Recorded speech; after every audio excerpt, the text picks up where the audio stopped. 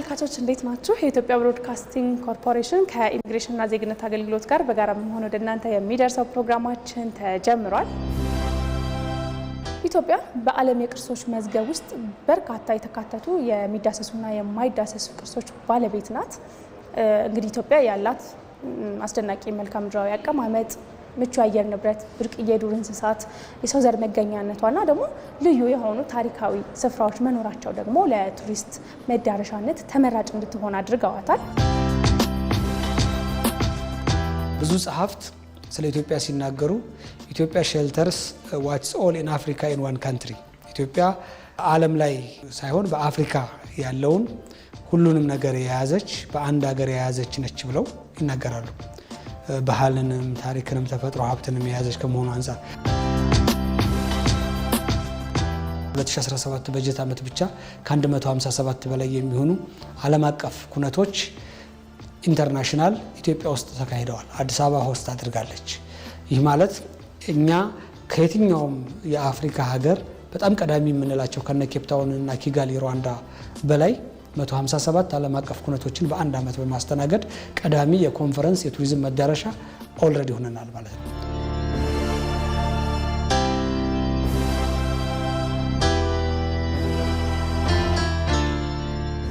ኢትዮጵያ ያላትን የቱሪዝም እምቅ ሀብት በመጠቀምና ገቢዋን ለማሳደግ እንደ ሀገር የተለያዩ የሪፎርም ስራዎች እየተከናወኑ ነው የሚገኙት። በአሁኑ ጊዜ በተለይ ደግሞ በኢፌዴሪ ጠቅላይ ሚኒስትር አብይ አህመድ ሀሳብ አመንጭነትና አመራርነት ገበታ ለሀገር በሚል መርሃ ግብር እንደ ወንጪ፣ ጎርጎራ፣ ሀላላ ኬላ፣ ኮይሻና ሌሎች ቱሪስቶች ሲመጡ የሚያርፉባቸውና የሚዝናኑባቸው ሆቴሎች፣ ሪዞርቶች እንዲሁም ደግሞ ሌሎች የቱሪስት መዳረሻዎች ተገንብተዋል። አሁንም በመገንባት ላይ ይገኛሉ።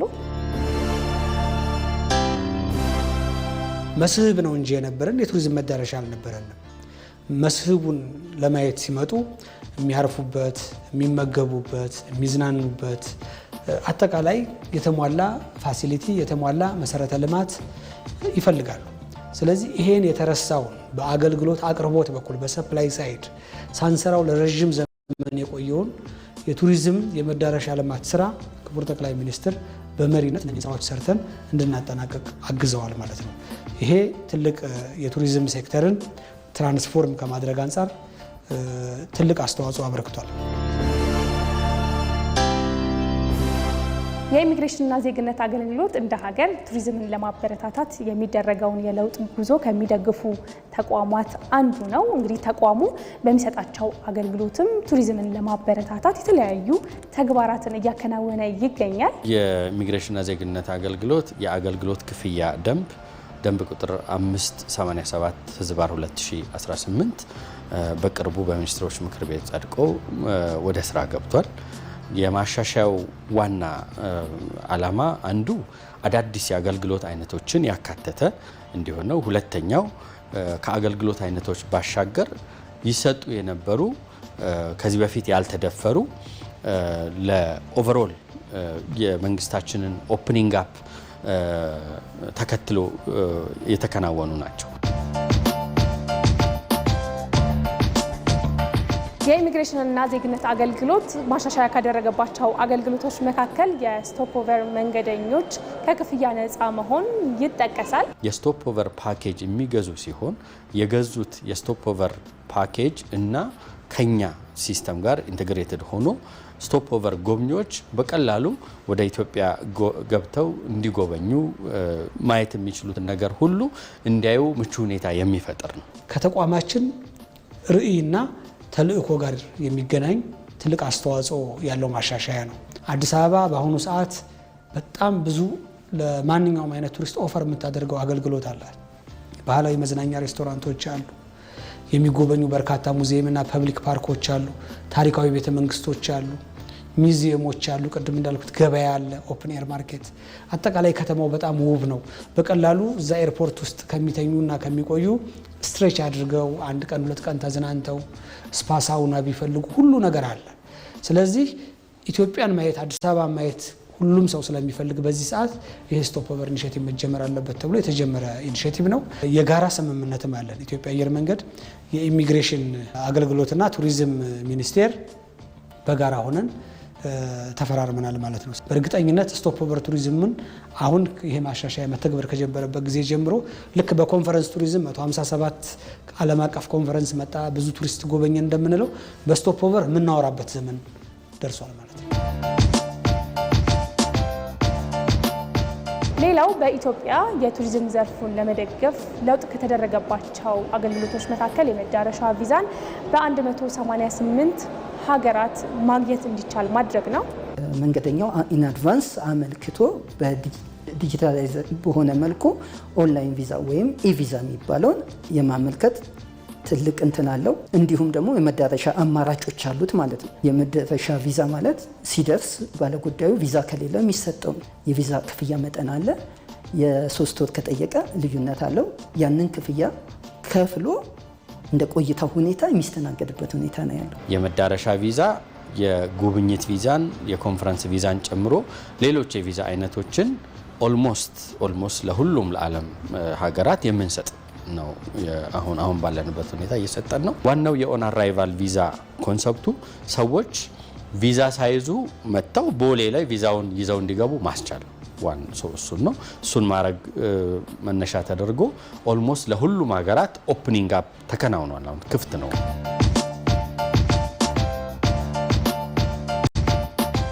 ኢንቨስተሮች በቀላሉ ኳሊቲ ኢንቨስተር ሆነው የኢንቨስትመንት ስራዎቻቸውን እንዲያከናውኑ ከቪዛ አሰጣጥ ጀምሮ በሁሉም የአገልግሎት አማራጮቻችን ወደ ኢንቨስተሩ መቅረብ አንድ መርህ ይዘን እየሰራንበት ያለነው ጉዳይ ነው። ለምሳሌ ቦሌ ላይ ሲገቡ ለብቻ ኢንቨስተሮች ሲገቡ አገልግሎት የሚያገኙበት ኢንቨስተርስ ዊንዶ የሚል ዴዲኬትድ ዊንዶ አለን። እንደዚሁ እዚህ ጎተራ ያለው ዋና መስሪያ ቤታችን ለኢንቨስተሮች ሰፓሬት ዊንዶ ዴዲኬት አድርገን እንደዚሁ አገልግሎት እየሰጠን ያለ ነው።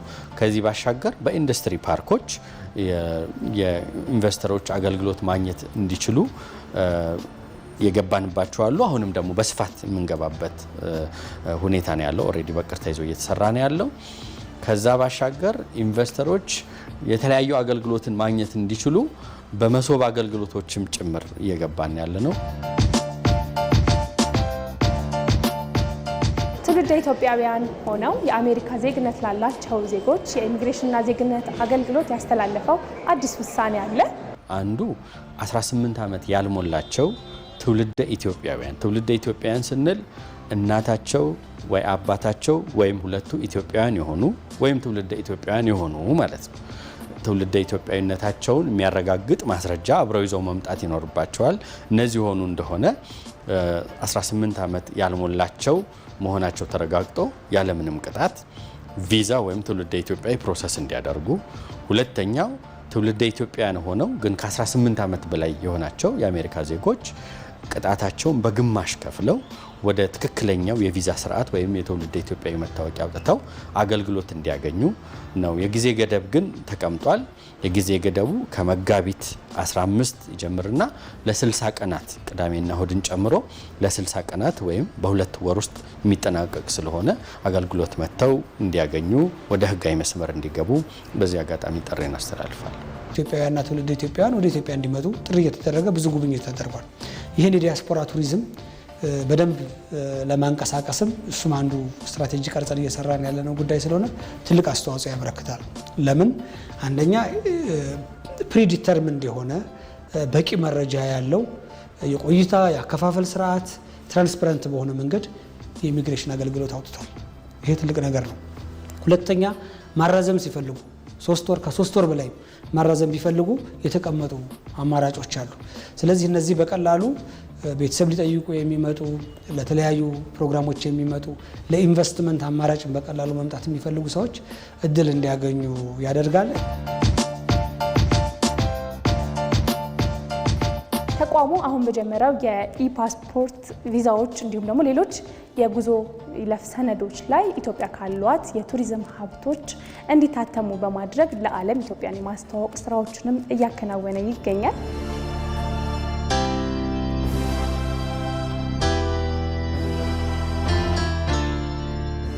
በቱሪዝም ኢንዱስትሪው የሚደረገውን የለውጥ ጉዞ ለመደገፍ የኢሚግሬሽንና ዜግነት አገልግሎት ከሚመለከታቸው አካላት ጋር ቅንጅታዊ አሰራርን በመዘርጋት እየሰራም ይገኛል። የኢሚግሬሽንና ዜግነት አገልግሎት በሁሉም በኢንቨስትመንቱም በማይስ ቱሪዝሙም በሌሎችም የአገልግሎት አይነቶቻችን ቅንጅት ማድረግ አስፈላጊ ስለሆነ የመጀመሪያ ያደረግነው የዴስኮች መክፈት ነው። በየተቋማቱ የኢሚግሬሽን አገልግሎትን ለምሳሌ በቀድሞ ኢንቨስትመንት ኮሚሽን ዴስክ ከፈትን፣ ሌሎችም እንደዚሁ ተቋማት ጋር ዴስክ ከፈትን።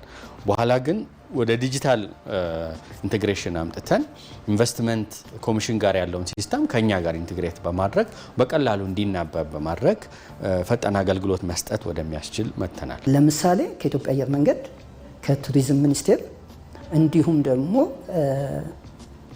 ከኢትዮጵያ አየር መንገድ ውጪ አዘር ፍላይት የሚባሉ የተለያዩ ሀገራት በረራዎች የሚያከናውኑ አሉ። እነዚህ ባለድርሻ አካላት ጋር በተቀናጀ ሁኔታ በጥሩ ሁኔታ ስራውን እየሰራ ነው ያለው። የተለያዩ ተቋማት በቅንጅት አብረን የምንሰራ ተቋም ከመሆናችን አንጻር ከኢትዮጵያ አየር መንገድ፣ ከኢሚግሬሽን፣ ከኢንቨስትመንት፣ ከንግድ፣ ከሌሎች የተለያዩ የፌዴራል ተቋማት ጋር በቅርበት ከስተምስን ጨምሮ በቅርበት ነው የምንሰራው። አንድ ቱሪስት ሲመጣ እነኚህን ተቋማት እግሩ ይረግጣል ወይም የነዚህን ተቋማት ፍቃድ ይፈልጋል። ለምሳሌ ኢሚግሬሽንን ስናይ ከዚህ ቀደም ከኢሚግሬሽን ጋር በጣም በርካታ የተሰሩ ማሻሻያዎች አሉ። ባለፉት ዓመታት እንኳን ኢሚግሬሽን ላይ በጣም ከባድ ችግር የነበረው የቱሪስት ቪዛ ጉዳይ ቪዛ ኦን አራይቫል በማድረግ ከመጡ በኋላ ቪዛ ኤርፖርት ላይ እንዲያገኙ በማድረግ ቪዛ ኦንላይን ባሉበት ሀገር በኦንላይን በማመልከት በቀላሉ ቪዛ እንዲያገኙ ሪፎርም በመሰራቱ በቀላሉ የቱሪስቶች እንቅስቃሴ እንዲሻሻል ተደርጎ ቆይቷል። የኢሚግሬሽንና ዜግነት አገልግሎት አሰጣጡን በማዘመን እንግዲህ ተገልጋዮች በየትኛውም ጊዜና ቦታ ላይ ሞባይላቸውን ብቻ በመጠቀም ቪዛ የሚያገኙበትን ኢትዮጵያን የሚጎበኙበትን ሁኔታ በማመቻቸት እንግዲህ የቱሪዝም ዘርፉን እየደገፈ ይገኛል።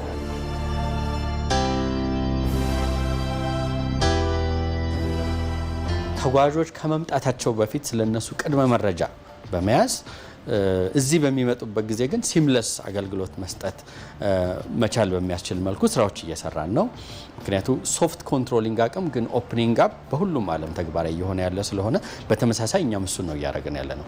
ይሄ ማለት ቪዛ ከእጅ ስልክ፣ ቪዛ በቀላሉ ኦን አራይቫል፣ ቪዛ በቀላሉ ይዘው በሚመጡበት ጊዜ ሲገቡ ደግሞ በቀላሉ እንዲገቡ ብሎም አሁን እየሰራንበት ያለ ነው ወደ ኤሌክትሮኒክ ጌት ወይም ኢጌት የምንለው በቀላሉ ሲምለስሊ ተጓዦች በራሳቸው ሰልፍ ቼኪን አድርገው የኢሚግሬሽን አገልግሎት አግኝተው እንዲገቡ ስራዎች እየሰራን ነው። በቀላሉ ወደ ሀገሪቱ የመግባትና ከሀገሪቱ ጎብኝቶ የመውጣት ኢንትሪ ኤንድ ኤግዚት ትልቅ ጉዳይ ነው። ስለዚህ በኢሚግሬሽን የተደረገው ማሻሻያ የትራቨል ኤንድ ቱሪዝም ኢንዴክስ ላይ ያለን ወርልድ ኢኮኖሚክ ፎረም ላይ ያለን ደረጃ ጭምር የተሻለ ኮምፒቲቲቭ እንዲሆን ያስችላል፣ በኮምፒቲቲቭነስ ኢንዴክስ ውስጥ ማለት ነው። ይህም ትልቅ እድል ይፈጥራል የሚል እምነት አለኝ።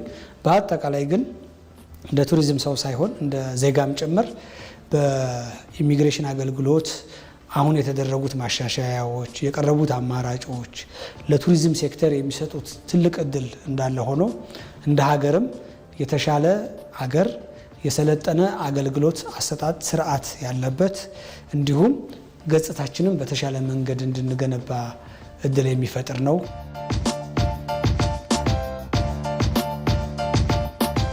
የኢሚግሬሽንና ዜግነት አገልግሎት ደህንነቱን የጠበቀ ቀላል፣ ዘመናዊና ተደራሽ አገልግሎት ለተገልጋዮቹ ለመስጠት የሪፎርም ስራዎችን እንደ ተቋም እያከናወነ ይገኛል።